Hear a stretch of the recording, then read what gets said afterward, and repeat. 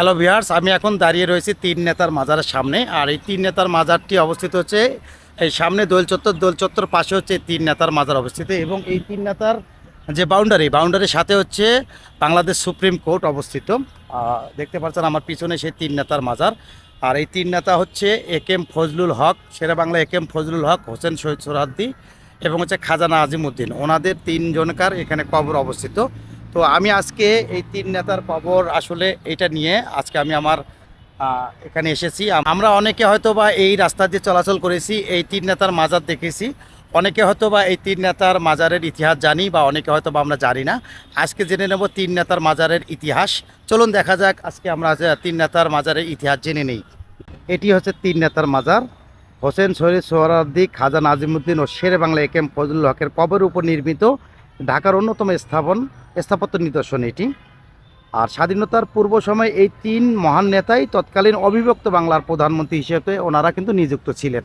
তিন নেতার মাজার সমাধিসৌধের কাজ শুরু হয় 1979 সালে এবং 1985 সালে এই তিন নেতার মাজার সমাধিসৌধ কাজ সম্পন্ন হয়।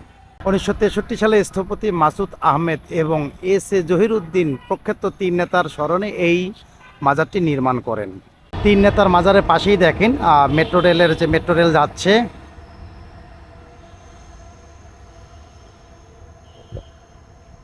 আপনারা যদি কখনো আসতে চান তাহলে আপনাদের অবশ্যই আসতে হবে ঢাকা বিশ্ববিদ্যালয় টিএসসি এরিয়া অথবা ঢাকা বিশ্ববিদ্যালয়ের দোল চত্বর যে এরিয়াটা আছে সেখানে আসলেই আপনারা পায়ে হাঁটার পথ এখানে তিন নেতার মাঝে আসবেন। এবং হচ্ছে অনেক দর্শনার্থী প্রতিনিয়ত এখানে আসেন, তারা এখানে আসলে ছবি তুলতে আসেন। কিন্তু এক সময় আমরা যখন এখানে যে চলাচল করতাম তখন দেখতাম যে রাস্তাটা বন্ধ ছিল, বা তিন নেতার মাজারটা সম্পূর্ণ এইভাবে হচ্ছে লোহার গ্রিল দিয়ে আটকানো। কিন্তু আসলে ইদানিং কিছু অংশ এখানে ভেঙে ফেলা হয়েছে, ছোট্ট কিছু অংশ একটু ভেঙে ফেলা আছে। আর সেদিক দিয়ে দর্শনার্থী ভিতরে ঢুকে পড়েন, অনেকেই যে বেদির উপরে যান, উপরে গিয়ে ছবি তোলেন। তো এখন মোটামুটি দেখা যাচ্ছে এটা একটা উন্মুক্ত এরিয়া। চলুন দেখা যাক আমরা একটু মাজারের উপরের অংশ যাই, দেখা যাক আসলে কিভাবে এই স্থাপনাটা তৈরি। দেখেন এখানে একটি কত সুন্দরভাবে উপরে যে স্থাপনাগুলো কত সুন্দরভাবে তৈরি করেছেন। এবং এর চতুর্পাশে কিন্তু অনেক মানে সবুজে আচ্ছাদিত। দেখেন চতুর্দিকে কিন্তু সবুজে সবুজ, ছোট ছোট গাছ, এবং গাছগুলো অনেক সবুজ চতুর অংশ। আর পাশে হচ্ছে ঢাকা গেট। আপনারা হয়তো দেখে থাকবেন আমার অন্য একটি ভিডিওতে ঢাকা গেট সম্পর্কে ইতিহাস বলা আছে। ওই যে সামনে দূরে দেখতেছি আমরা ঢাকা গেট, ঠিক ঢাকা গেটের পাশে ঢাকা গেট অথবা মীর জুমলা গেট, তার পাশে হচ্ছে তিন নেতার মাজার অবস্থিত। দেখেন আমরা যদি একটু উপরে উঠি এবং দেখাই আপনাদেরকে, যেখানে তিনটি অংশ অর্থাৎ তিনটি কবর রয়েছে এখানে। এবং দুজনকে দেখতেছি ভিতরে হাঁটতেছে খালি পায়ে। ওনারা যে কোন দিক দিয়ে ভিতরে প্রবেশ করতে করেছেন এটা তো বুঝতেছি না। ওই দেখতে পাচ্ছেন দূরে দুজন ভিতরে হাঁটতেছেন। আচ্ছা দেখি আমরা কোথাও খোলা আছে কিনা, যদিও আমি যাব না ভিতরে, কিন্তু ওনারা আসলে কিভাবে গেলেন এটা বুঝতেছি না। দেখেন এইভাবে গ্রিলটা আসলে নিচেও দেখেন রাস্তার সাথে গ্রিল দিয়ে চতুর্দিকে একটা বাউন্ডারি আছে যাতে জনগণ কেউ আসতে না পারে। কিন্তু ওই যে অংশটুকু, যে স্ক্রিনের মাঝখানে যে অংশটুকু, ওই আইসক্রিমের একটা ইয়ে দেখা যাচ্ছে, ওই অংশটুকু ভাঙা, ওইটা দিয়েই চলে আসে।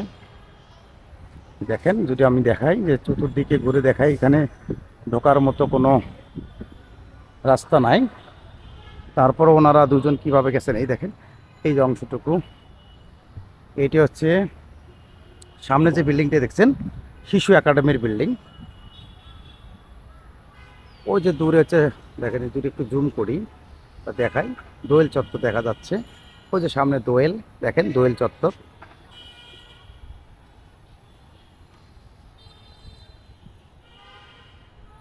এটি হচ্ছে সেই তিন নেতার মাজার। এবং চতুর্পাশে একইভাবে ওঠার সিঁড়ি রয়েছে। কিন্তু এখানে আসলে আজকে শনিবার, যার কারণে আসলে লোক সমাগম খুব কম। কিন্তু আমি দেখেছি যখন শুক্রবার তখন অনেক লোক এখানে আসে। আর আমরা যদি দেখাই, এই যে এখানে যে আমরা বলছিলাম তিন নেতার মাজার অর্থাৎ তিন নেতার কবরস্থান, তার মধ্যে এই কবরটি হচ্ছে হোসেন শহীদ সোহরাওয়ার্দী। জন্ম হচ্ছে 8ই সেপ্টেম্বর 1892 সাল, আর মৃত্যু হচ্ছে 5ই ডিসেম্বর 1963 সাল, ওনার জন্ম এবং মৃত্যু। এবং চলুন আমরা হচ্ছে আরও দুজন আমাদের জাতীয় নেতা আছেন, আমাদের এই তিনজন নেতার জন্ম এবং মৃত্যুসাল আমরা এখানে পড়ব। ওনাদের খাজা নাজিমউদ্দিন, জন্ম 19শে জুলাই 1894 সাল, মৃত্যু 22শে অক্টোবর 1964 সাল।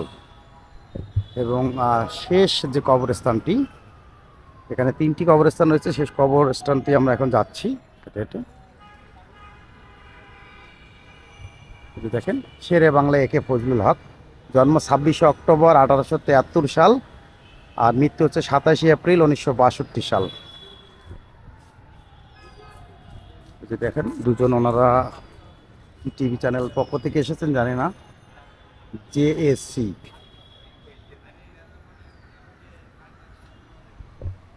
ওনারা ভিতরে প্রবেশ করেন, আসলে ভিতরে প্রবেশ করা যায় কিনা তাও জানি না, ওনারা খালি পায়ে গেছেন ভিতরে। যে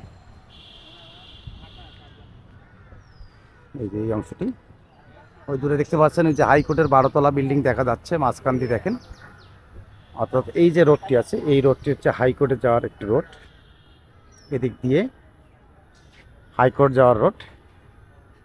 আর সামনে যে দেখতে ওই যে একটা মেট্রো রেল, আর মেট্রো রেল দিয়ে সামনে হচ্ছে এদিকে যে টিএসসি, আর এটি হচ্ছে তিন নেতার মাজার।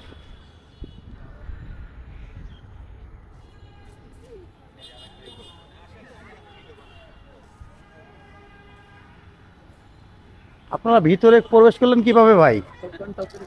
হ্যাঁ,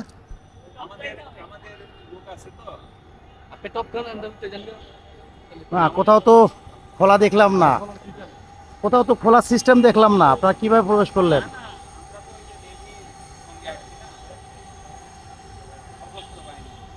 না, বুঝতে পারছি।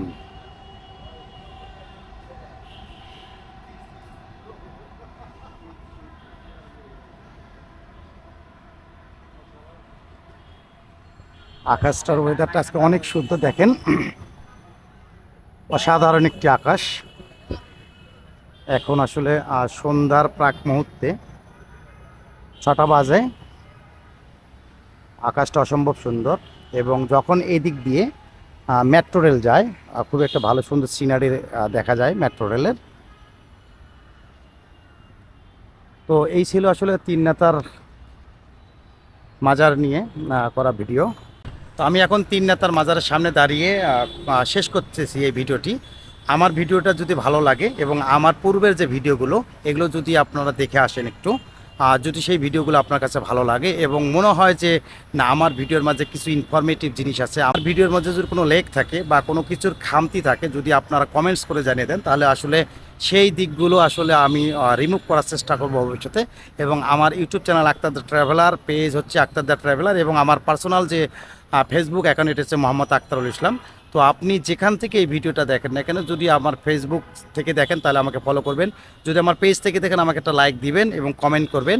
আর যদি ইউটিউব চ্যানেল থেকে এই ভিডিওটা দেখে থাকেন অবশ্যই একটা কমেন্টস করবেন এবং লাইক দিবেন। আমার ভিডিওগুলো ভালো লাগলে সাপোর্ট করে যাবেন, আমাকে সবসময় সাপোর্ট করবেন। আমিও চেষ্টা করব দেশ বিদেশের এবং বিশেষ করে আমাদের দেশের যে এন্টিক্লেভের যে জিনিসগুলো আছে, আমাদের দেশের যে ইতিহাস ঐতিহ্য সমৃদ্ধ যে জিনিসগুলো আছে, সেগুলো আপনাদের মাঝে তুলে ধরবো সর্বদাই। এবং হচ্ছে আমাকে সাপোর্ট করলে আমি আরও সামনে এগিয়ে যাওয়ার চেষ্টা করবো ইনশাল্লাহ। ভালো থাকবেন, সুস্থ থাকবেন, আল্লাহ হাফেজ।